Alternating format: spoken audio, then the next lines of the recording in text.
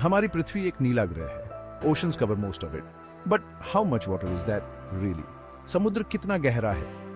ये ऐसे सवाल हैं जो सदियों से लोगों को हैरान करते रहे हैं। समुद्र अविश्वसनीय रूप से विशाल और गहरा है। It's hard to imagine its size. ये लहरों के नीचे एक पूरी अलग दुनिया की तरह है जो रहस्यों और अजूबों से भरी है। For centuries we've explored the ocean surface. हमने इसके पार सफर किया है और इसमें मछली पकड़ी है, लेकिन नीचे क्या है? गहरे अंधेरे गहराई में। यही हम एक साथ तलाशने जा रहे हैं। हमारे महासागर की अविश्वसनीय गहराई से चकित होने के लिए तैयार हो जाइए। जब हम समुद्र की गहराई के बारे में बात करते हैं तो हम एक खास माप का उपयोग करते हैं, metre. A metre is a little longer than a yard stick. समुद्र की औसत गहराई लगभग 3688 मीटर है। That's like stacking 12 Eiffel Towers on top of each other. लेकिन समुद्र के कुछ हिस्से उससे भी कहीं ज्यादा गहरे हैं। इन सबसे गहरे हिस्सों को ट्रेंचेस कहा जाता है। वे समुद्र तल पर विशाल घाटियों की तरह हैं जो पृथ्वी की टेक्टोनिक प्लेटों की गति से बनती हैं। इन गहराइयों में जाना किसी दूसरे ग्रह की यात्रा करने जैसा है। दबाव बहुत बढ़ जाता है और वहां बिल्कुल भी सूरज की रोशनी नहीं होती है।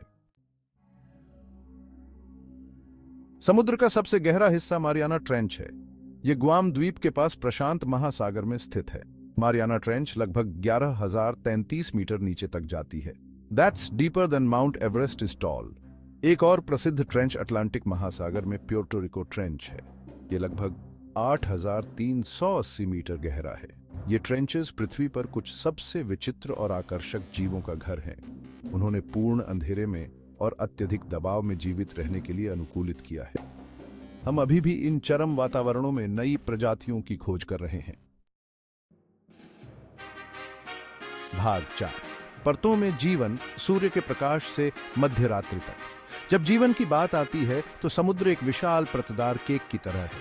अलग अलग जीव अलग अलग गहराई पर रहते हैं जो सूरज की रोशनी, दबाव और तापमान पर निर्भर करता है। सबसे ऊपरी परत में जहां सूरज की रोशनी प्रवेश करती है, हमें रंगीन मूंगे की चट्टानें मिलती हैं जिनमें मछली, कछुए और शार्क रहते हैं। यह सूर्य के प्रकाश वाला क्षेत्र है जो जीवन और गतिविधि से भरपूर है। जैसे जैसे हम गहराई में जाते हैं, सूरज की रोशनी फीकी पड़ती जाती है और पानी ठंडा होता जाता है। ये ट्वाइलाइट जोन है जहां लैंटर्न फिश और हैचेट फिश जैसे जीव बायोल्यूमिनेसेंस का उपयोग करते हैं, अपनी रोशनी खुद बनाते हैं। इससे भी गहरा है मिडनाइट जोन, जो हमेशा के लिए अंधेरे की दुनिया है।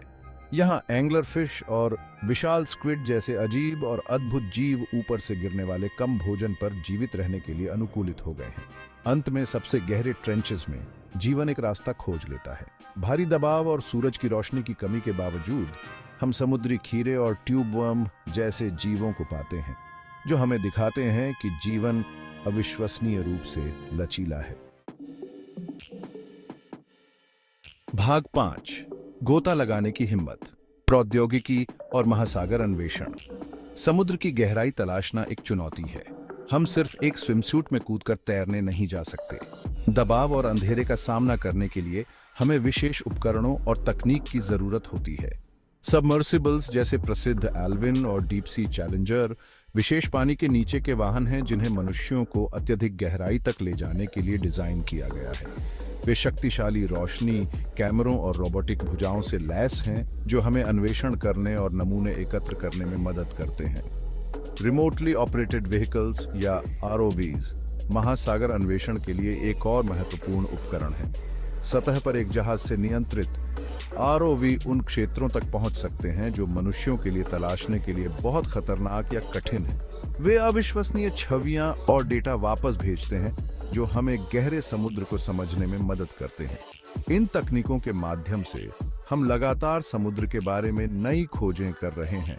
हर गोता इस विशाल और रहस्यमय दुनिया के बारे में और जानने का मौका है।